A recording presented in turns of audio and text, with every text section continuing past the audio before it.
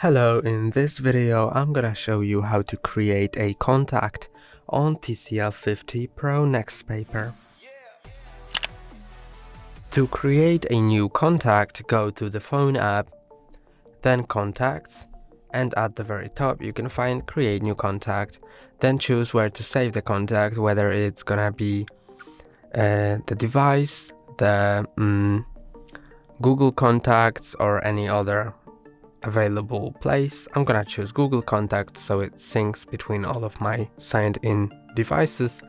And now you can add a picture if you want. You can select it from device photos, Google Photos, illustrations. I'm gonna go to Google Photos and choose a photo. Now you can crop and rotate it. I'm gonna just crop it like that. Then click on choose. And now you can add first name, the surname and more.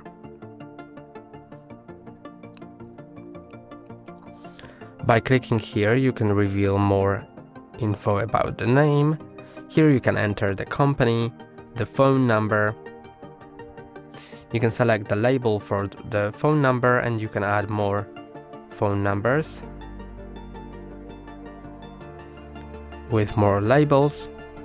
You can add an email address, significant date, and click on more fields to reveal more fields or add a custom field.